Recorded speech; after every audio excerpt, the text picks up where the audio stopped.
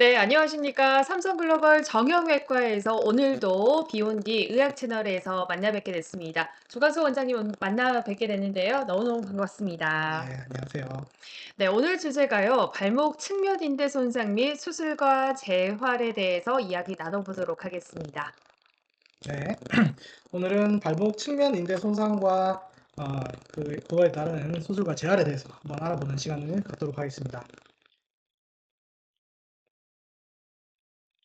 네, 보통 우리가 이제 발목을 삐끗하는 경우가 제일 이제 흔하게 한 번쯤은 누구나 다 한 번쯤은 발목을 삐끗하는 경우가 있는데 발목을 안으로 접지르는 경우, 그 다음에 바깥으로 접지르는 경우, 발목을 위로 접지르는 경우 이런 식으로 크게 세 가지 기전으로 발목을 다치는 경우가 있습니다. 그 중에서도 가장 흔한 것은 발목을 안으로 내측으로 꺾이면서 접지르는 경우가 가장 빈번하게 있습니다. 한번 그거를 한번 자세히 오늘 한번 알아보도록 하겠습니다. 네, 발목 염좌 같은 경우는 일상생활 속에서 많이 일어날 수 있는 일이다라고 볼 수가 있죠. 네. 네. 우리가 축구 선수들, 우리가 축구를 하든 뭐 다른 구기 운동을 하다 보면은 순간적으로 발은 고정이 되어 있는 상태에서 순간적으로 발목 자체만 다치는 다이렉트로 직접적으로 다치는 경우 말고도 다른 이제 무릎이나 뭐 골반이나 허리나 상체에서 충격을 받아서 발목은 고정되어 있는데 발목이 뒤틀리면서 특히나 뭐 신전되고 내반되는 경우가 흔하게 발생할 수가 있습니다. 발목 인대 파열을 한번 저희가 보겠습니다. 뭐 이런 식으로 높은 데서 내려오면서도 순간적으로 중심을 잡지 못해서 발목을 안으로 삐끗하는 경우가 있을 수 있습니다. 그래서 이거를 우리가 전거비인대 또는 종비인대 또는 전하경비인대 이런 발목의 인대 손상을 어, 손상을 가지는 경우가 흔하게 있습니다. 그런데 우리가 발목을 다쳤다 하더라도 누구나 다 발목을 다쳤다 삐끗한다 하더라도 병원에 누군가는 가고 너무 아파서 괴로워서 이제 잘 못 걷고 절뚝절뚝거리면서 병원에 가는 분이 있는 반면에 뭐 삐끗한 정도로 심하지 않게 가볍게 넘어가는 경우도 많습니다. 우리가 병원에서 환자분들을 보다 보면은 그렇게 가볍게 발목을 삐끗해서 혹시나 걱정돼서 오시는 분들은 병원의 이제 기전이나 예후가 가볍게 이제 좋아지는 호전이 빨리 되는 경우가 많은 반면에 심하게 발목을 다쳤을 경우에는 발목이 건측보다 훨씬 많이 붓게 되고 그 다음에 멍도 들고 가동 범위도 줄고 그래서 아예 기능적인 회복이 훨씬 가볍게 다치는 발목 염좌보다는 이런 식으로 심하게 높은 데서 착지한다거나 충격을 심하게 받았을 경우에는 아무래도 결과나 예후가 조금은 덜 좋습니다. 그래서 우리가 이제 발목 치료라고 하면은 기존에는 프라이스라고 해서 당연히 고정을 해야 되고 그 다음에 휴식을 취해야 되고 아이스백과 압박을 하고 거상을 해서 초기에 있는 염증 반응을 최대한 빠르게 회복시키는 것이 중요하다고 되어 있었습니다. 하지만 그 휴식이 1, 2주 동안 오랫동안 이렇게 초기에 완전히 쉬는 것이 아니라 초기에는 2, 3일 정도만 가볍게 휴식을 취하고 나서 지금 현재의 발목 부상에서는 회복, 재활의 컨셉은 프로텍션을 하지만 보호는 하지만 옵티멀 로딩이라고 해서 2, 3일 이후에는 서서히 점진적 부하를 통해서 우리 가동 범위 그 다음에 가벼운 근력 운동, 발목 주변 무릎이나 고관절의 이런 근력 운동들을 통해서 빠르게 활동을 천천히 적응해 나가는 것이 훨씬 더 중요한 치료라고 지금은 컨셉이 바뀌어 왔습니다. 그 중에서 발목 인대 손상 시 환자분들은 제일 궁금한 게 이게 수술을 해야 되는가 아니면 어떻게 코스가 되느냐 또는 이제 급성기의 파열이 심하게 다쳤을 때 그분이 계속해서 반복됐을 때 1년이 지나도 2년이 지나도 회복이 되지 않을 때 그러면 어떻게 해야 되는지 궁금해서 병원에 오시는 분들이 많이 있습니다. 그래서 우리가 발목 인대 손상을 받았을 때 일단은 기본적인 것은 비수술 치료가 기본적이겠지만 어떠한 경우에는 수술이 필요할 수 있습니다. 그래서 간단하게 정리하면 발목 인대 파열이 만성화되어서 이것이 자체가 계속해서 한 달에 한 두 번씩 삐끗삐끗하고 불안정성이 진행될 경우에 그것이 내버려 두면 결국 관절염으로 진행될 가능성이 있기 때문에 그런 가능성을 막기 위해서 예방적으로 수술이 필요할 수가 있고요. 또한 초기에 복합 파열, 전 거비인대 말고 다른 인대들이 복합적으로 한 2개 이상의 인대가 파열되었을 때도 나이가 젊고 또 특히나 이제 스포츠 선수 같은 경우에는 빠르게 이제 시합에 적응을 해야 되기 때문에 복합 파열에 시비어하게 우리가 간단한 가볍게 부상을 입은 것이 아니라 아까 사진 보신 것처럼 붓기도 많이 붓고 복합 파열로 인해서 이거 자체가 불안정성으로 갈 가능성이 높다고 판단되는 젊고 헤비한 운동을 하시는 분들의 경우에는 초기에 수술을 하는 경우도 있습니다. 그 외에는 전 거비인대가 발목의 측면에서 가장 기준이 되는 인대인데 그 위쪽에 전하 경비인대 위쪽에 있는 인대가 다쳤거나 또는 이제 안쪽에 있는 이 삼각인대가 같이 다쳤거나 종비인대가 다쳤을 경우에는 조금 더 이제 수술을 더 할 가능성이 높다. 전하 경비인대는 특히나 발목의 불안정성을 많이 유발할 수 있기 때문에 전하 경비인대가 다쳤을 때는 수술을 해야 될 가능성이 높다라고 생각할 수 있습니다. 발목 인대를 먼저 우리가 해부학적으로 보게 되면요, 발목을 이제 잡아주는 비골과 그 다음에 경골이 있고요. 그 밑에는 거골이라고 하는 뼈가 있고 그 더 밑에는 종골이라고 하는 뼈가 있습니다. 이렇게 거골과 종골을 우리가 후족부라고 하고 이거 자체가 발의 균형을 잡아주는 중요한 구조물이 될 수 있습니다. 그래서 이러한 인대 말고도 발목을 잡아주는 다른 중요한 근육들도 있습니다. 앞쪽에는 신전근, 그 다음에 옆쪽에는 측면에는 이런 비근, 비골근, 그 다음에 안쪽에는 굴곡근 또는 전경골근, 그 다음에 뒤쪽에는 아킬레스 힘줄에 붙어 있는 비복근 또는 가자미근 이런 근육들이 동서남북 양사방으로 다 둘러싸고 있기 때문에 이러한 근육과 힘줄이 타이트해야지 인대 못지않게 중요한 발목의 안정성을 유지해 줄 수 있는 것이라고 생각할 수 있습니다. 그래서 외측면과 내측면을 보게 되면은 이 사진만 봐도 외측에는 인대가 조금 헐겁게 생겼고요. 안쪽에는 이 인대가 이렇게 두툼하고 넉넉하게 이제 타이트하게 스테이블하게 안정성 있게 생겨 있습니다.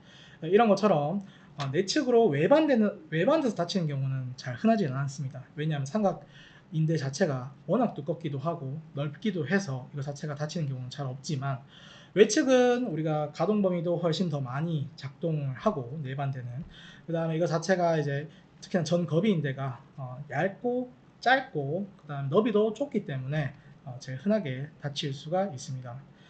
발목인대 손상 정도를 단계를 나누는데 염좌의 등급을 부분적으로 파열됐을 때, 그 다음에 완전 파열됐을 때 이렇게 나눌 수가 있습니다.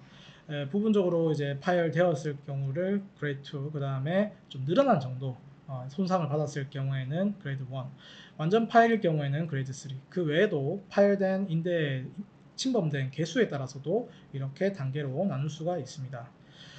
이것을 우리가 확인하기 위해서는 엑스레이 검사가 필요합니다. 엑스레이는 만성 발목의 염좌, 만성 발목의 불안정성을 체크하기 위해서는 발목이 앞으로 얼만큼 나오는지, 그 다음에 안쪽으로 얼만큼 벌어지는지 이런 것들을 이제 에르고미터라고 하는 이런 기구를 이용해서 동일한 건축과 비교해서 동일한 그 힘을 가했을 때 발목의 불안정성, 벌어지는 정도를 체크해서 이걸 객관적인 이 데이터를 통해서 우리가 치료의 플랜을 정할 수가 있습니다.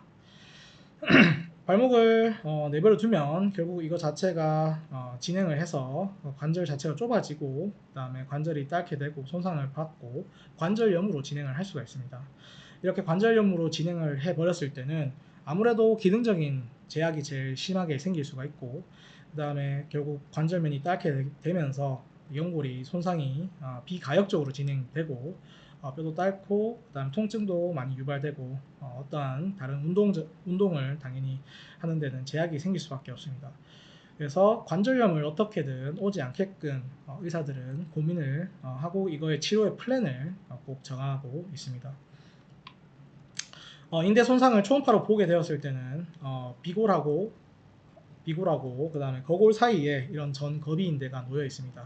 이렇게 타이트하게 인대가 두 뼈를 잡아주고 있는 역할을 하고, 파열이 되었을 경우에는 이렇게 이제 스트레이트했던 음영 자체가 불균일하게 보이고, 그 안에 이 저음영 시그널 자체가 그 인대 사이사이에서 확인이 되어서 이거 자체가 파열이 되어서 기능을 제대로 못하는지 체크할 수가 있습니다. 파열이 완전 파열됐을 경우에는 아예 이 결손 부위가 크게 보이게 되고요. 초음파의 가장 큰 장점은 비골과 거골 사이를 충분히 발목을 내반을 하면서 스트레스를 주면서 이게 실제로 벌어지는지 스테이블한지 이런 것들을 바로 실시간 체크를 할 수가 있는 장점이 있습니다. 또한 MRI를 볼 수가 있고요. MR에서는 이 인대가 거골과 비골 사이에 전거비 인대가 놓여 있어야 되는데 파열이 되었을 경우에는 이런 식으로 결손처럼 남아 있습니다. 인대가 보이지가 않습니다. 또한 왼쪽과 오른쪽 사진을 비교했을 때도 왼쪽에는 인대가 이렇게 타이트하게 보이지만 오른쪽에는 인대가 이렇게 구불구불하게 보이면서 끊어져 있는 것을 확인할 수가 있습니다. 그래서 이런 것들을 우리가 어떻게든 해결하고 어떻게 회복을 시키는 데 있어서 여러 가지가 다 중요하지만 그 중에서는 스포츠 의학의 관점에서 조금 더 설명을 하려고 합니다. 왜냐하면 스포츠 하는 선수들 중에 다치는 가장 흔하고 가장 많은 곳이 다름 아닌 구기 운동에서는 발목이 가장 흔하게 다치는 부상 부위이기 때문에 이것에 대해서 우리가 전반적인 이해가 좀 필요할 수 있습니다. 일단은 스포츠의학의 개념에서 발목을 부상을 받았을 경우에는 그것이 여러 가지 치료가 필요하겠지만 비수술 치료를 먼저 접근을 해서 비수술적으로 물리치료나 급성염증 반응을 줄이고, 그 다음에 주사 치료, 약물 치료, 그 다음에 초기 도수 치료, 그 뒤에는 기계 치료, 이런 것들을 초기에 하면서 서서히 회복되었을 때 운동 치료로 서서히 이제 우리가 운동 단계를 올릴 수가 있고요. 불가피하게 수술이 필요한 경우에는 먼저 초기에 수술이 필요한지, 아니면은 시간이 지나서 만성화되어서 불안정성이 있어서 수술이 필요한지, 그 사람의 근력의 상태와 그 사람의 탄력의 정도, 그 사람의 기능의 정도를 다 객관적으로 평가를 해서 이 사람을 어떻게든 이런 다른 이제 비수술적인 치료랑 병합해서 결국은 추후에 운동 재활을 통해서 이 환자가 선수가 만약에 다쳤을 경우에는 선수가 비수술 치료에서 재활을 통해서 가벼운 훈련으로 들어가고 진입하고, 그 다음에 본격적인 훈련을 통해서 시합으로 복귀할 수 있는 그러한 것이 스포츠 의학이며, 그것이 비단 선수뿐만 아니라 운동을 좋아하는 일반인들한테도 이런 메커니즘으로 치료를 할 수가 있습니다. 치료의 단계를 이해를 하고 적용할 수가 있습니다. 그래서 우리가 이제 그 RTP라고 리턴 투 플레이라고 하는데, 이제 선수분들뿐만 아니고 요즘은 다 스포츠를 좋아하는 일반 분들이 더 많기 때문에 그 자기가 어떠한 운동에 좋아하는 운동에 포커싱을 해서 이러한 앞선 치료의 플러스 퍼포먼스라고 해서 그 후기 운동 재활 치료에서 본인이 야구를 좋아하든 축구를 좋아하든 그 스포츠에 특화되어 있는 운동 포지션과 이제 이런 대비할 수 있는 발목의 건강 상태를 더 적용해서 우리가 치료를 더 디테일하게 디자인을 할 수가 있습니다. 이 스포츠약은 지금은 이렇게 선수들뿐만 아니라 지금 일반인들한테도 대중적으로 치료를 확대를 하고 있고, 이게 저희가 갔었던 병원 중에 메이오 클리닉이라고 해서 미국에서 가장 유명한 병원을 저희가 참관을 갔었습니다. 네, 그때 스포츠 재활센터를 갔었는데 이런 식으로 운동하는 그런 공간이 따로 마련되어 있었고, 그룹 엑서사이즈, 그 다음에 그거에 맞춰서 디테일한 그런 퍼포먼스를 위주로 하는 운동할 수 있는 공간이 따로 마련되어 있었습니다. 그래서 우리가 스포츠의학에서의 회복은 도넛 이론이라고 이야기하는데, 어떠한 결손 부위가 있다 하더라도 우리가 나머지 정상적인 부위가 더 많이 있기 때문에 발목에 인대가 비단 파열되어 있지만 그 발목 인대만 생각할 것이 아니라 주변에 있는 비골근이나 앞쪽에 있는 신전근, 안쪽에 있는 후 경골근이나 그러니까 굴곡근, 뒤쪽에는 아킬레스 힘줄에 붙어 있는 근육들을 전반적으로 다 이해를 하고 전반적으로 재활을 다 같이 포커싱을 하고 발목뿐만 아니라 당연히 무릎과 고관절의 복합적인 유기적인 기능적인 회복을 같이 꾀할 수 있어야지 실질적으로 기능적인 회복을 가장 극대화시킬 수가 있습니다. 먼저 수술과 비수술을 저희가 설명을 드리면은, 수술은 가장 대표적인 수술 중에는 MBO라고 해서 발목 앞쪽에 전거비인대가 파열되었을 경우에 그 인대와 그 다음에 신전 지지대를 같이 엮어서 발목 비골에다가 붙여주는 수술이 있습니다.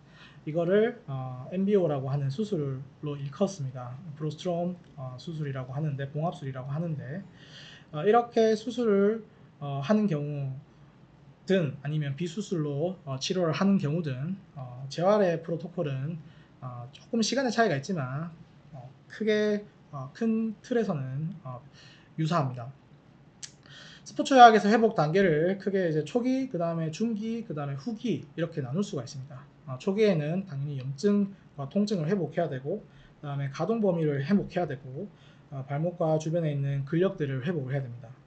근력 운동은 등척성, 등장성, 등속성, 그 다음에 탄력 운동, 플리오메트릭과 같은 탄성 운동을 해야 되고, 이렇게 플리오메트릭부터는 이제 중기 재활, 그 다음에 이 중기 근력 운동부터 해서 그다음 근지구력을 회복하고, 우리가 가동 범위를 더 많이 확보할 수 있는 PNF 스트레칭이나 발목에서 가장 중요하다고 할 수 있는 고유 감각 기능을 회복하는 것이 중기 재활의 가장 중요한 포인트가 될 수 있습니다. 내가 무너지지 않게 밸런스를 유지하는 것들을 하고요. 그 다음에 후기 재활로는 우리가 맨몸 운동으로 하는 기능적 운동을 이해를 하고 시행을 해야 되고요. 기능적 운동은 발목과 무릎과 그 다음에 고관절, 그 다음에 상부 체간의 모든 관절을 다 유기적으로 같이 이제 하면서 발목의 스트레스를 줄여주고 복합적 유기적인 운동을 계속 반복하는 거고, 그걸 토대로 심폐지구 능력을 향상을 해서 퍼포먼스까지 우리가 디테일한 스포츠 선수들 같은 경우에는 퍼포먼스까지 해서 스포츠로 복귀를 할 수가 있습니다. 우리가 발목 인대 파열을 진행은 크게 인대 파열이 되어서 그것 자체가 저절로 회복되는 경우도 있지만, 이것이 만성 발목 인대 불안정성으로 진행을 할 수가 있습니다. 만성 발목 인대 불안정성이 더 이상 관리가 되지 않고 치료가 제때 되지 않으면은 이것은 결국은 관절염으로 진행을 할 수가 있습니다. 발목의 불안정성 테스트를 보면은 발목을 일단은 안으로 내반을 하고 발목을 뒤에서 앞으로 잡아당기면서 이것 자체가 불안정성이 있는지 건측과 비교해서 체크를 해볼 필요가 있고요. 그 다음에 발목을 신전 위쪽으로 족배 굴곡을 하고 그 다음에 외회전을 함으로써 실제로 경골과 비골 사이에 이 전하 경비인데 불안정성이 있는지를 통증을 통해서, 환자의 증상을 통해서 또 체크를 할 수가 있습니다. 이 발목의 불안정성을 우리가 크게 두 가지로 나눌 수 있습니다. 먼저 첫 번째는 기계적인 불안정성, 그 다음에 두 번째는 기능적인 불안정성이 있습니다. 기계적인 불안정성은 실제로 우리가 스트레스 테스트에서, 영상에서 실제 발목이 벌어지는 게 체크가 되고, 객관적으로 벌어진다라는 것이 체크가 되고, 이게 환자가 특히나 이제 마취가 되어 있는 통증을 전혀 느끼지 않는 상태에서 조금 더 객관적으로 기계적 불안정성을 체크를 할 수가 있습니다. 두 번째로 기능적 불안정성은 말 그대로 환자가 느끼는 제한점입니다. 환자가 계속 삐끗삐끗한다고 불안하다고 느끼지만 실제로는 체크했을 때 검사자가 체크를 하고, 우리가 스트레스 엑스레이를 에르고미터나 이런 기계를 통해서 체크를 했을 때 실제로 벌어지는 것이 없다는 것이, 객관적으로는 없다는 것이 확인되었음에도 불구하고 환자는 계속 불안하다, 환자는 계속 뭔가 넘어질 것 같다, 이렇게 느끼는 것을 기능적인 불안정성이라고 할 수 있습니다. 그런 경우는 환자 발목에 가장 많이 분포되어 있는 고유 수용 감각이 저하되어서 제때 재활이 되지 않아서 내가 밸런스 무너질 때 반사적으로 잡아주는 그런 감각 자체가 재활에서 저하가 되어 있고, 또는 발목 주변에 있는 근력이 약화되어 있고, 신경운동 제어가 이상이 되어 있을 때는 기능적인 불안정성이 생길 수가 있습니다. 발목의 만성 불안정증을 우리가 정의할 때는 일단은 기간은 최소한 6개월 이상이 되어야 되고 한 번 1년에 보통 한 달에 한 번씩은 삐끗삐끗 1년에 적어도 한뭐 10회 이상은 발목을 접질른다 계속해서 불안하다라고 느끼고 그 다음에 객관적으로는 발목의 자체 스트레스 발목을 벌렸을 때 앞으로 당겼을 때 건축에 비해서 스트레스 테스트에서 양성 소견이 있으면서 기능적으로도 당연히 근력이 떨어질 거고 발목을 못 쓰기 때문에 또한 발목의 불안도가 당연히 이제 밸런스 균형을 잡는 감각 또한 약화가 되어 있을 거고 제대로 기능을 못 하니까 다른 균형 운동 제어가 이상을 동반하였을 때 우리가 발목의 만성 불안정증이라고 이야기를 합니다. 이런 발목인대 파열이 되었을 때 만성 불안정성으로 진행하는 경우가 지금은 대략 20에서 30% 정도 진행을 한다고 되어 있습니다. 그렇기 때문에 조기에 진단을 하고 재활을 하고 필요하면은 빠르게 판단해서 수술을 할 환자들은 수술을 하는 것이 중요합니다. 그래서 플랜을 어떻게든 빨리 정해서 이 환자의 코스를 빠르게 예상을 해주는 것이 중요할 것 같습니다. 발목의 불안정성은 결국은 방치가 되었을 때는 아주 높은 확률로 외상후 관절염으로 진행을 할 수 있어서 관절염이 진행을 하면은 그 뒤로 다시 발목에 다시 건강을 되찾는 것이 사실은 한계가 있기 때문에 지금은 꼭 불안정성이 조금이라도 불편하고 의심이 되면은 빠르게 병원에서 꼭 더 디테일한 진단을 받는 것이 중요합니다. 발목은 왜 관절염이 다른 관절보다 더 흔할까라고 생각을 하면은 당연하겠죠.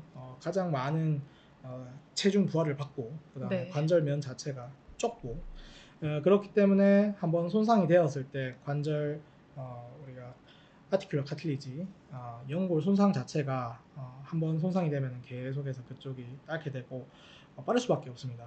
그래서 관절염 진행 기간은 계속해서 문제가 있어 불안정성 때문에 문제가 있으면은 지금은 논문에서는 34년 정도 뒤에는 관절염이 진행된다라고 되어 있어서 이것을 관리를 꼭 해 주셔야 되고 이것이 요적이 있을 때거나 발목의 안쪽으로 약간 이제 오자 발목이면은 그럴 때는 더 불안정성도 그렇고 관절염도 더 빨리 온다고 되어 있습니다.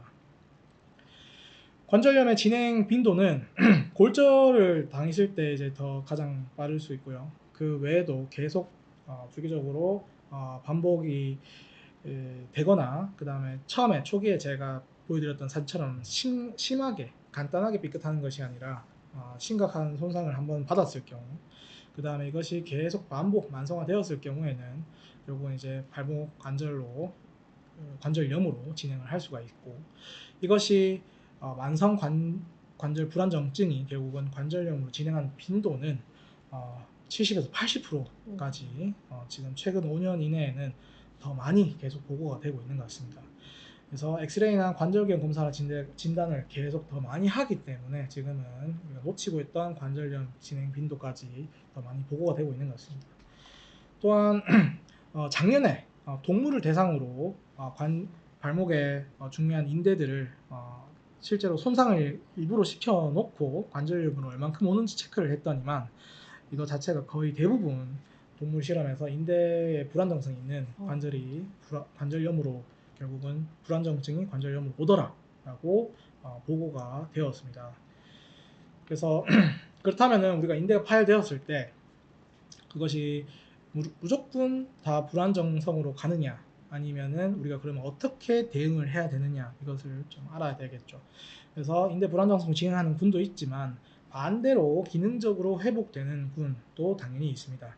그래서 이거에 대해서 아직 정확하게 어떤 코스로 가느냐 너는 불안정성 가느냐 아니면은 너는 회복되느냐 이런 것들을 분류하는 것이 아직까지는 많은 연구들이 진행되고 있습니다. 수많은 그래서 그 회복되었는 군들을 저희가 이제 코퍼스라고 하는 군이라고 명명을 합니다. 그래서 최근에 많은 그 검사들 또는 점수 스코어링을 통해 가지고 이것이 회복될 것 같다라고 하는 기준을 세우는 최근에는 앵클고라고 하는 스코어링 시스템을 통해 가지고 이게 회복될 것 같은 사람들의 점수를 매깁니다. 그렇게 해서 이분들은 실제로 수술까지 안 가도 되겠다라고 판단을 내릴 수가 있습니다. 그런데 하지만 이 논문에서는 이제 최종 54, 그러니까 아까 전에 30%가 파열되었을 때 만성 불안정증으로 간다라고 했는데, 그렇게 생각하면 반대로 한 70%는 대부분 회복된다고 생각해야 되지만, 실제로 논문에서는 연구했더니 최종적으로 31%, 그러니까 70%가 아니라 30% 정도만 회복되었다, 이렇게 이제 보고가 나왔습니다. 또한 그 안에서 이제 11점 이상, 그러니까 회복되었다는 그 점수로 11점 이상인 경우에는, 회복된 군은 오히려 남자가 여성분보다 더 많이 이제 회복이 되었다라고 보고가 되었습니다. 그것은 아무래도 남자분들이 근력이 더 많기 때문에 여성분들보다 더 빨리 이제 더 많이 발목에 회복을 된 것 같습니다. 그래서 지금 여기에 보면은 이 들어가서 여기에서 앵클고 시스템을 평가를 할 수가 있고요. 여기에서 각각의 이제 테스트하는 그 기준들이 있습니다. 각각의 기준을 통해서 본인이 발목을 계속 다쳤는 경우에, 심하게 손상을 받은 경우에는 스스로 한번 테스트해 보는 것도 좋을 것 같습니다. 그 다음에 또 다른 논문에서는 이러한 그 실제로 코퍼스 군이 또는 만성화로 가는 군 또는 회복되는 군을 이제 대상으로 발 위에 서 있는 상태에서 밑에 로봇 기반으로 순간적으로 앞뒤로, 그 다음에 좌우로 이런 식으로 스트레스를 주면서 과연 그 피실험자들이 그런 갑작스러운 스트레스에 대응할 수 있느냐, 이런 것들을 테스트했습니다. 그렇게 테스트를 했지만 우리가 분류가 되었던 코퍼스, 결국 회복되었다는 그 군에서도 순간적인 스트레스에 대응하는 능력이 많이 떨어져 있었고, 그래서 이제 겉보기에는 이 코퍼스라는 군 자체가 이런 앵클 고스코나 이런 괜찮은 것처럼, 회복된 것처럼 보였어도 하지만 그 환자들이 시간이 지나도 여전히 감각 운동 반응까지는 아직은 여전히 저하되고 있다라는 것이 최근에 2025년 올해 1월달 논문에서 발표가 되었습니다. 이런 식으로 순간적인 임팩트를 가했을 때 이것을 대응하는 능력은 아무리 코퍼스 군이라 기능이 회복되었다는 군으로 분류되어도 완벽하게 회복이 조금은 힘들다라는 것을 이야기하고 있었습니다. 그래서 이걸 간단하게 정리를 해서 보면은 인대파열 불안정성 관절염으로 진행하는 경우인데요. 이거는 저희가 이제 MOU가 되었고, 저희가 좋아하는 김주수 원장님이 이야기하신 거를 조금 참고해서 저희가 카운트했습니다. 그래서 인대 파열이 되었는 환자들이 결국은 이제 불안정성으로 가는 경우가 30%고, 그거 자체가 관절염으로 가는 경우가 80% 정도로 보고되었기 때문에, 그걸 우리가 수학적으로 계산하면 그 24% 정도. 그래서 우리가 어떻게 대응을 해야 되느냐 생각했을 때는, 젊은 운동선수 또는 일반인 중에서 고운동량을 하시는 분들에 한해서는, 야, 내가 인대 파열 됐다 했을 때 이게 확률적으로 100명 중에 24%면은 결코 낮은 확률이 아니기 때문에, 이런 경우에는 어쩌면 초기에 수술적 치료를 하는 것이 아무래도 추후에 재활에는 도움이 되고, 회복, 그 다음에 빠르게 시합이나 운동에 복귀를 할 수 있다라고 판단할 수가 있습니다. 정리하면 만성 발목 인대 불안정성은 결국 계속해서 인대 파열의 히스토리가 있고, 그 다음에 그거 자체가 기능적인, 자기가 본인이 느끼는 것이 아니라 스트레스 검사나 이런 객관적인 기계적인 불안정성이 동반되고, 당연히 계속 삐끗삐끗하면서 발목을 본인이 불안하다고 느끼고, 앞선 앵클 고 스코어도 있지만 그것보다 그 전에 대중적으로 썼던 것은 CAIT 스코어, 이런 것들을 통해서 앵클 고는 최근에 이렇게 많이 시스템을 하고 있고요. 여러 가지 평가하는 시스템들이 있습니다. 대중적으로는 CAIT 스코어링을 써서 실제로 문제가 있는지를 여러 가지 시스템의 평가를 통해서 이것이 만성화될 거냐, 아니면은 좋은 코스로 갈 거냐, 이런 것들을 스스로 병원에서 의사 선생님들한테, 전문의 선생님들한테 평가를 받는 것이 중요할 것 같습니다. 요약을 하면 인대가 파열되면은 30% 정도가 만성 불안정성, 만성 불안정증이 생길 수 있고 이게 만성화되었을 때는 80%가 30년 뒤에 관절염이 올 수가 있습니다. 그래서 24%에서 관절염에 8일 후에는 관절염 위험이 있다라고 지금은 연구가 좀 더 필요하지만 이렇게 정리를 할 수가 있고 최근 연구에서는 유병률이 더욱 높게 보고가 되고 있는 실정입니다. 그래서 다시 이제 정리를 하면은 조기 수술이 권장되는 경우를 조금 우리가 디테일하게 생각할 수가 있는데 조기 수술이 권장되는 경우에는 아까 앞서 말씀드린 것처럼 복합 파열일 때 복합 파열에서도 어디가 이제 조금 더 위험할 수 있고요. 그런 것들이 디테일이 좀 나뉘고 그다음 환자군이 또 중요합니다. 환자군이 어떻게 운동 선수들이나 고 운동량을 하는 일반 분들일 경우에는 결국은 이제 조기에 빨리 치료하는 것이 결과가 더 좋다라고 되어 있습니다.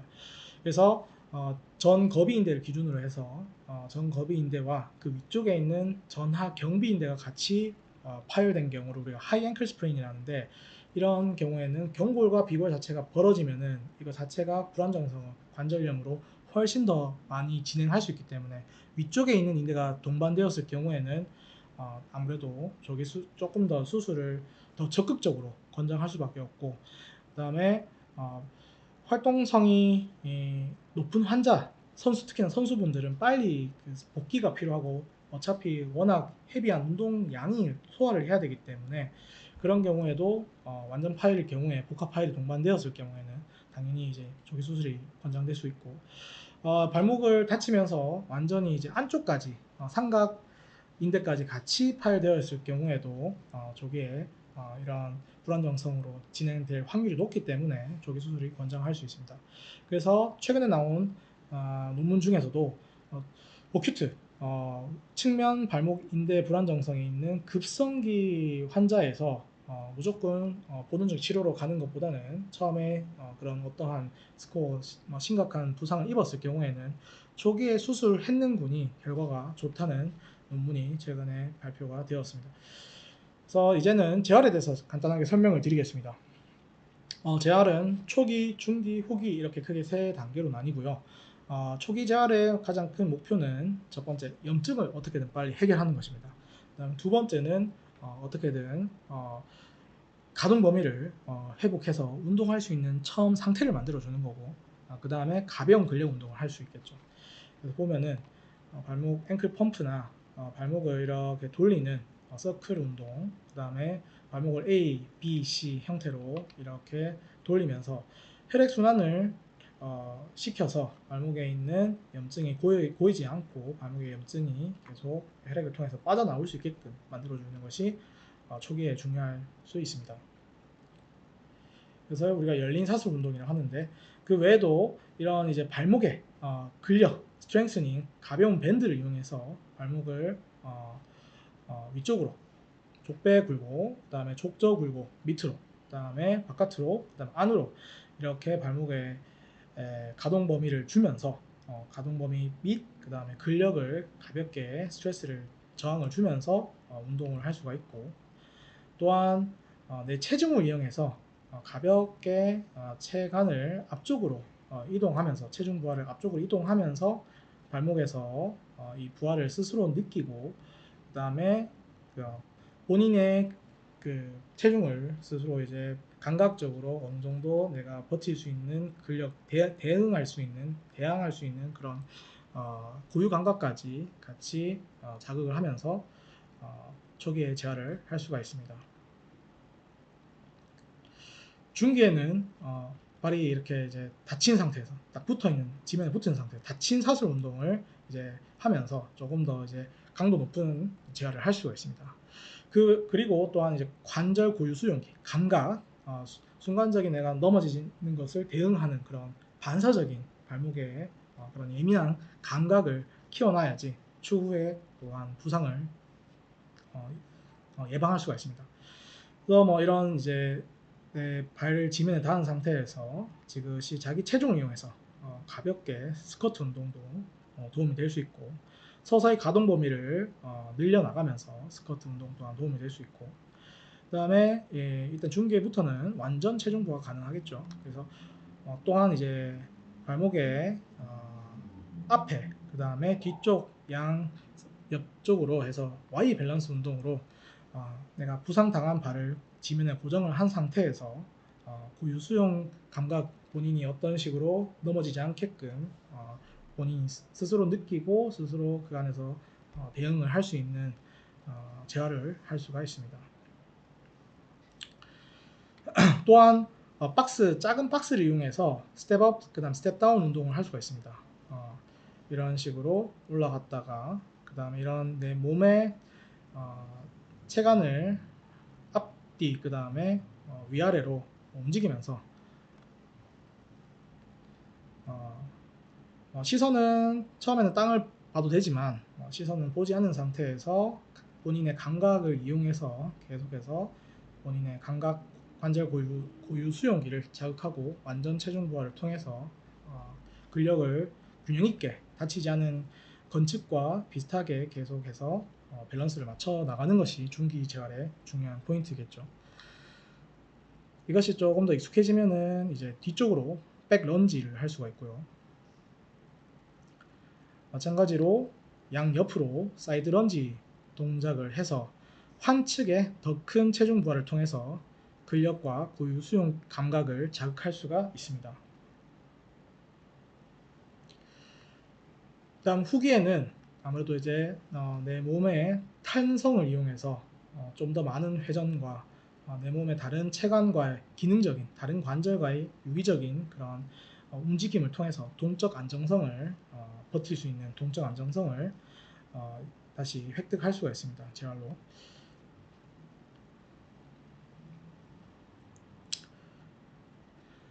그래서 이렇게 힙락, 그 다음에 싱글 레그 데드리프트 이런 동작까지 해서 아무래도 시각 피드백, 우리가 눈으로 보면서 그 밸런스를 맞춰가는 것이 아무래도 다른 이제 변수가 있을 수 있는 이런 아쿠아백, 무게가 순간적으로 확 뜨면서 변화가 있을 수 있는 아쿠아백을 추가해서 불규칙적인 변수를 당연히 또 추가를 하면서 모든 동작들의 강도를 기구를 이용해서 더욱더 후기에는 실제로 동적 안정성을 극대화시킬 수가 있겠죠.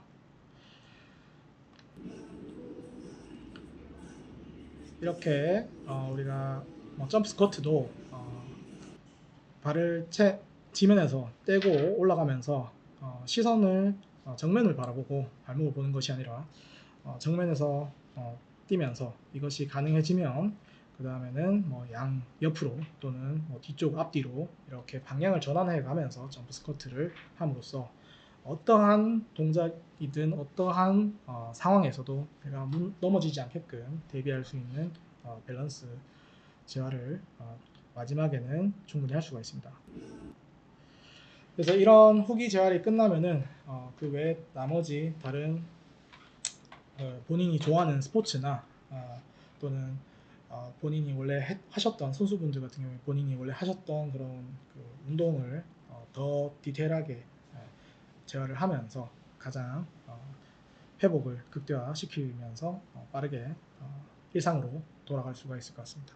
네. 일단 이제 수술 관련해서도 말씀을 해 주셨고요. 그리고 운동 관련해서도 초기, 중기, 후기 이렇게 3 단계별로 해서 설명을 해 주셨습니다. 보면 좀 따라하기 좀 쉬울 수도 있고 네. 일단 필요하다면 원장님과 또 이야기를 나누셔서 이 운동 관련해서도 조금 더 치료할 수 있는 방법으로 좀 나아가셨으면 좋겠습니다. 자, 이렇게 해서 오늘 설명을 좀 들어봤는데요. 설명하시는 동안 이렇게나 많은 댓글이 이렇게 화면을 통해서 있습니다. 네. 우선 플로워님께서요. 지금 안녕하세요라고 인사를 해주셨고요. 첫 번째 질문입니다. 우리 강이슬님께서 안녕하세요. 현재 발목 인대 파열이 있어 세클로닉점과 브로나제 이 용어를 써주셨거든요. 이 네. 약을 이제 써주셨어요. 복용 중인 29세 여자입니다.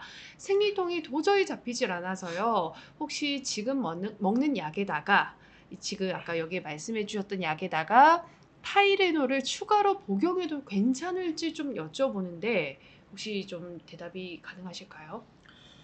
아무래도 이제 그 약을 먹을 때는 그 약은 우리 몸에서 분해할 수 있는 용량이 정해져 있어요. 그래서 내가 너무 아프면은 차라리 병원에 가서 조금 이제 진통 주사를 맞는 것이 저는 차라리 추천을 드리고 이 약과 이제 다른 약을 계속 첨가를 해서 먹는 것보다는 내가 흡수할 수 있는 용량을 이해를 환자분들은 당연히 다 못하실 수밖에 없기 때문에 병원에서 치료를 추가적으로 통증을 잡는 치료를 하는 것이 좋을 것 같습니다. 네, 네. 여기에다가 우리 은지님께서는요. "좋은 강의 감사합니다."라고 또 감사합니다. 올려주셨고요. 네, 의왕과장님께서 "저는 최근에 심하게 발목을 삐끗해서 병원에 갔더니 발목 인대 파열이라는 이 병명을 진단받았습니다. 주변에서는 '바로 수술을 받아야 된다.' 이런 의견과 '물리치료와 같이 보존적 치료를 먼저 받아보라.' 이런 의견으로 나뉘었다라고 얘기를 하시는데요.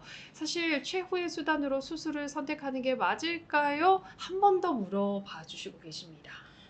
네. 이게 이제 늘 가장 연구가 지금 진행되고 있는 중요한 포인트이기도 하고요. 네. 제가 많은 이제 선생님들하고도 이야기를 나눠보고 저 또한 일단 1차적으로는 보존적 치료가 우리가 고려를 해야 되는 것이 맞습니다. 하지만 이거 자체가 아까 제가 계속 조기 수술을 해야 되는 그런 특수한 경우가 있다고 말씀드린 것처럼 이게 어느 정도로 심각하게 다쳤는지 그 다음에 그 환자가 얼만큼 정말 일반적인 환자인지 계속 헤비한 운동을 해야 되는 환자인지 이런 것들을 다 복합적으로 고려를 해야 될 것 같아요. 예. 그래서 저도 이제 MGH라고 하는 그 병원에서 워낙 앵클 스프레인으로 유명한 그 크리스토퍼 디 지오바니라고 하는 교수님과도 이런 것들에 대해서 이야기를 나눠봤었습니다. 그쪽이 워낙 대가시기 때문에. 그래서 MGH의 그 교수님 같은 경우에도 일단은 1차적으로는 보존적인 치료가 당연히 맞고 그 다음에 그 치료의 플랜을 정하는 것이 어, 정말 디테일한 그 환자의 니즈, 환자가 얼만큼 내가 회복이 되길 원하느냐, 일상생활만 내가 하고 싶으냐, 아니면은 정말 헤비한 운동까지 내가 가고 싶으냐라는 것이 원하는 바가 가장 중요한 것이고 그거에 따라서 플랜을 정하는 게 중요하겠죠. 음. 인대가 파열이 되어서 이거 자체가 회복이 100% 되면 좋겠지만 아무래도 결손 부위가 남고 그 안에서 그렇게 되면은 자기가 하는 활동량이나 헤비한 운동까지는 레벨까지는 못 갈 수가 있습니다. 시간이 지나도. 그래서 그거에 네. 만족한다면 괜찮은데 그게 아니고 내가 더 힘든 운동을 해야 되는 경우에는 수술을 해서 안정화시키는 것이 조금 더 이제 어, 빠른 판단일 수 있습니다. 네. 일단은 보존적 치료를 먼저 좀 받아야 된다라고 일단 얘기를 해 주셨고요. 네. 최후의 수단이 아니라 수술 자체도 선택에 따라서 이제 최초가 될 수 있다라는 점을 또 이야기를 해 주셨습니다. 자, 마이야희 님께서 "원장님 반갑습니다."라고 인사를 해 네, 주셨고요. 안녕하세요. 이사나 님께서 "인대 파열된 지 5 주차쯤 됐고요. 저번 주에 병원에 가서 붓긴 붙었는데 제대로 안 붙어 가지고 이게 만성으로 변할 위험이 있다라고 하시면서 보호대 착용을 하게 해 주셨다라고 합니다. 보호대를 차고 어느 정도 운동을 해도 된다라고 하셨는데 발목이 좀 아프진 않은 상황에서 괜찮을까요? 라고 문의해 주셨습니다. 네, 잘 이야기를 해주신 것 같아요. 네. 만성으로 변할 위험은 있다라고 하셨다는 걸로 봤을 때는 파일이 애법 좀 있으셨던 것 같고요. 아까 말씀을 심플하게 다치는 건지, 시비어하게 다치는 건지, 당연히 그렇게 아마 시비어하게 다쳤다고 판단을 하셨던 것 같고요. 아무래도 이게 재활이 중요하겠죠. 이 재활을 통해서 아까 이제 회복되는 군, 그 다음에 만성으로 빠지는 군 이런 것들을 조금 더 디테일하게 스코링을 해서 이분의 예후를 조금 판단하는 것이 좋을 것 같고 그것은 뭐 당장 되진 않겠죠. 다치고 뭐 몇 주, 그 다음에 한 달, 그 다음에 몇 달 뒤에 계속 스코링을 하면서 평가를 해봐야 될 것 같고요. 그다음에 보호대를 착용하면서 어느 정도 운동을 하는 것이 안 아픈 범위 내에서는 당연히 이제 도움이 될 것 같습니다. 그래서 지금은 프라이스가 아니라 폴리스라고 해서 우리가 점진적 부하를 빠르게 하는 것이 초기에 내가 염증을 빨리 빼고 그다음에 가동 범위와 근력을 로스를 줄이고 그래서 기능적인 회복을 극대화시킬 수가 있겠죠. 네. 일단은 오전에 좀 운동을 하면서 좀 뛰기도 하고 점프도 했다라고 하시는데요. 네. 괜찮을까요? 네, 그래서 여기서 중요한 포인트는 본인이 느꼈을 때 통증이 없는 범위까지 하는 것이 네. 좋습니다. 그래서 내가 운동하는 순간 안 아파야 되고, 그 다음에 그 끝나고 나서 잘 때도 통증이 없어야 되고, 그 이후로. 그 다음에 그 뒤에 그 다음날 아침까지도 통증이 없는 범위. 그래서 내가 점진적 과부하를 우리가 카운팅을 할 수가 있습니다. 그래서 내가 음. 무리하지 않는 범위 내에서는 그거를 충분히 할 수가 있겠죠. 네, 아톰님께서요, 원장님 18살 학생입니다. 제 발목이 2도 파열이 있었고요. 내일이면 한 달 차가 되는데 재활 운동을 언제쯤 해도 될까요? 걸을 때 아프지 않고 계단 오르내릴 때 아프지 않아서 병원에서는 붓기는 다 붙었는데 완벽하게 다 채워진 게 아니기 때문에 보호대 차고 운동을 해도 된다 이런 말씀을 했는데도 불구하고 일단 체대 입시 운동 괜찮을까요? 라고 문의해 주셨습니다. 네, 아무래도, 이게 네, 사실 네, 18살 학생이면요. 네, 아무래도 이제 운동적인 부분에 있어서 입시가 좀 이렇게 되어 있다 보니까 마음이 좀 앞서지 않을까라는 생각도 좀 들기도 합니다. 네, 맞습니다. 그래서 이제 이도 파열이고 당장 또 이제 최대 입시니까 이거를 운동 헤비한 운동을 본인이 해야 되는 상황이고 그럴 때는 재활 운동을 빨리 해야 되겠죠. 음. 그 아까 말씀드린 것처럼 레스트하는 기간을 보통 2, 3일 정도로 보기 때문에 그 뒤에부터 서서히 발목 말고 다른 이제 무릎이나 고관절의 근력 운동을 계속 꾸준하게 했었어야 되고 지금은 이미 한 달이 되었기 때문에 운동에 그 단계가 있다고 말씀드렸잖아요. 그 단계대로 진행을 해야지 기능적으로 내가 회복할 수 있습니다. 그래서 제가 이도 파열인데 어떤 인대인지 이런 것도 다 확인을 해야 되고 앞에서 말씀드린 것처럼 위쪽 그 전거비인대 위쪽에 전하 경비인대 같은 위쪽에 하이 앵클 스프레인이 있을 경우에는 재활이 조금 더 늦게 합니다. 근데 그 말고 종비인대랑 같이 다쳤는 경우에는 뭐 조금 더 일찍 재활을 할 수가 있습니다. 그래서 그런 디테일한 것들이 이제 있기 때문에 정형외과 전문의 그 선생님을 찾아뵈서 어떻게 플랜을 같이 짜보는 것이 좋을 것 같아요. 음. 네, 우선 응애님께서는요, 최근에 암벽 동반 중에 추락사고로 인해서 골절 수술을 받으셨다고 합니다. 그래서 목발을 의지해서 겨우 움직이고 있는 상황인데, 이 목발을 쓰면서부터 균형 감각이 예전 같지 않다, 이렇게 생각이 드셨다라고 하는데요. 혹시 수술 후에 몸의 균형을 좀 유지해주는 감각이 사라질 수 있다라는 게 가능할까요? 사실인가요? 네, 이게 중요한 포인트입니다. 우리가 간과하는 게 이런 이제 구조적인 것만 너무 간과하는 그것만 생각하는 경우가 있습니다. 근데 우리가 이제 감각을 정확하게 평가하기가 어렵기 때문인데요. 내가 발목이 인대가 다치면은 이 후족부에 특히나 이제 경골과 그 다음에 거골 또는 이제 비골과 경골과 이제 거골 사이에 이 이제 유격이 생기지 않게 원래 딱 잡아줘야 되는데 이게 결국은 인대가 약하기 때문에 순간적인 내가 힘을 팍 주거나 방향을 탁 틀거나 할 때 한번 떡꺽떡꺽 거리면서 갑자기 급정거를 하거나 갑자기 확 내가 급출발을 할 때 밀리는 걸 본인들이 느낄 수 있어요. 그래서 그거 자체가 계속해서 그런 터미널에서 순간적인 힘이 들어갈 때 그 끝에 이 느끼는 불안정성이 때문에 본인이 그까지 힘을 잘 못 주는 경우가 많습니다. 순간 팍 서는 경우도 잘 못하는 경우가 많습니다. 그러한 것부터 해서 아무래도 균형 감각이라는 것은 순간적인 임팩트가 이제 가해질 때 회전이든 그다음에 앞뒤에 있는 또는 좌우에 있는 그런 힘들이 가해졌을 때 내가 저항하고 그걸 대비하는 그런 이제 반사적인 반작용인데 이거 자체가 아무래도 발목이 불안하니까 그걸 못 하게 됐죠. 그걸 한다 해도 그 근육으로 내가 순간적으로 제동을 건다 해도 인대가 없으니까 그거 자체가 밀리는 거죠. 그러니까 환자분들은 나는 잡는데 브레이크 잡는데 안 되는 거죠. 그래서 이게 기계적인 것과 같이 감각이 내가 예전에는 분명히 이 정도 힘을 주면 잡혔는데 안 잡힌다고 느끼는 거예요. 그렇기 때문에 이게 뭐 사라진다 이렇게 표현한다기보다는 이게 감각을 똑같은 감각을 줘서 브레이크를 걸어도 밀린다. 그래서 내가 이제 환자들이 반사적으로 이 정도는 잡혔는데 불안하네라고 느끼는 거죠. 네네.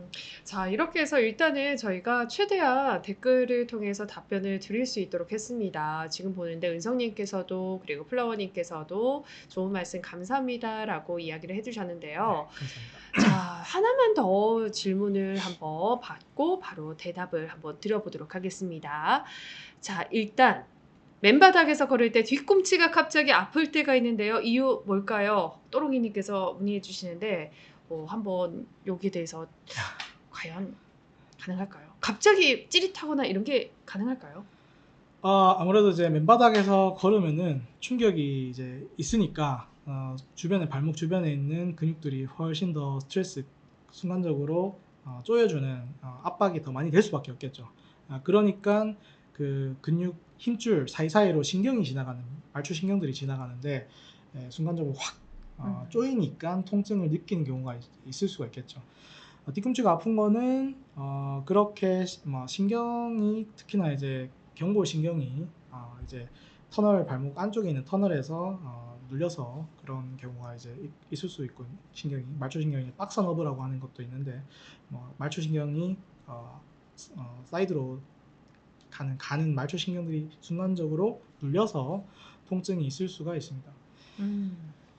자, 또 한번 이게 저희가 마지막이라고 하는데도 질문이 있으니까 또 말씀을 드릴 수밖에 없겠습니다. 우리 이준원님께서요, 달리다가 발목을 접질려서 병원을 갔더니 인대가 파열이 됐다. 이 70% 정도가 인대가 파열이 됐는데, 오래 서서 일하는 직업을 가지신 것 같아요. 그래서 혹시나 오래 서 있거나 재발이 가능하지 않을까, 일을 언제까지 좀 쉬면 좋을까 좀 알려주시면 고맙겠습니다라고 하십니다.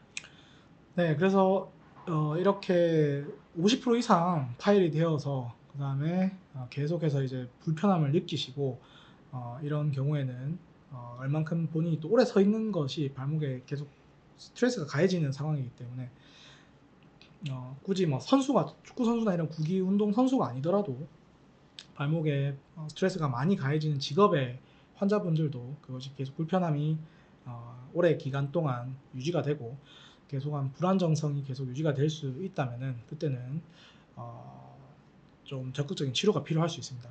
언제까지 쉬어야 되느냐라고 했을 때는 아무래도 뭐 본인이 만성 불안정증을 느끼지 않게끔 본인이 불편감을 느끼지 않게끔 이제 되었을 때 될 때까지는 쉬는 게 좋겠지만 그게 또 쉽진 않겠죠. 그래서 제가 봤을 때는 플랜 B로 발목 보호대나 처음 초기에는 아무래도 발목 그 스플린트를 통해서 고정을 했겠지만 그 뒤에는 발목 보호대를 통해서 재활을 하면서 이렇게 일을 같이 병행하는 방법이 있을 수 있을 것 같습니다. 네, 우리 돌직구님께서요, 수술 후에 물리치료 2주째 받고 있는데요. 어느 정도 되면 목발을 안 짚고 조금씩 걸을 수 있을까요? 문의해 주셨습니다. 아, 수술 후에 걷는 것은 그 파열된 정도나 수술의 정도에 따라 좀 다르겠죠. 그래서 아무래도 뭐 파열이 좀 애법 심하면은 목발을 조금 더 할 수 있고 병마다 좀 다를 수 있습니다. 저희 같은 경우에는 대신 이제 목발보다는 보조기를 이용해서 좀 빨리 걸리는 편이고요. 그거는 수술했는 전문가 선생님께서 직접 본인이 가장 그 환자의 플랜에 대해서는 잘 알 수 있을 것 같습니다. 그래서 이거는 정도에 따라 다르기 때문에 제가 그 선생님한테 직접 여쭤보시고 수술했는 선생님한테 여쭤보시고 플랜을 정하시는 것이 가장 정확할 것 같습니다. 네, 이렇게 해서 많은 분들께서 이렇게 댓글을 통해서 문의를 해주셨고 답변을 이렇게 해드렸습니다. 지금 보니까요, 강이슬님께서 많이 배웠습니다. 소중한 시간 강의해 주셔서 감사합니다라고 해주시고요. 의왕과장님께서 아까 전에 또 질문을 해주셨는데 일단은 많은 도움이 되었습니다. 감사합니다라고 해주셨습니다. 함승권님께서도 다시 보기로 또 챙겨보겠습니다라고 해주셨는데 이 댓글만 보더라도 이 발목 관련으로 해서 많은 분들이 관심 있어 하시고 또 궁금해 하시는 거지 않을까라고 생각이 듭니다.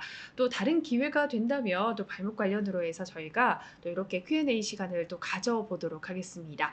오늘 이렇게 해서 삼성글로벌 정형외과에서 우리 조광석 원장님을 모시고 이야기를 좀 나눠봤었는데요. 또 마지막으로 하고 싶으신 말씀 있으시다면 부탁드려보도록 하겠습니다. 네, 저도 스포츠 운동을 엄청 좋아하는 사람으로서 운동을 하면서 발목이 다쳐서 아쉽게 운동을 잘 못하는 경우를 너무 많이 봤습니다. 그래서 분명히 좋아질 수 있고 분명히 더 회복해서 분명히 자기가 좋아하는 운동까지 충분히 잘 할 수 있다고 저는 생각하고요. 환자분들도 너무 불안해하지 마시고 그거에 대해서 어떻게 회복할 수 있을지 전문가 선생님을 만나서 뵙고 치료를 해서 손잡고 같이 회복해서 열심히 자기가 좋아하는 운동으로 복귀할 수 있으면 좋을 것 같습니다. 네, 이렇게 해서 삼성글로벌 정형외과에서 인사드렸습니다. 고맙습니다. 감사합니다.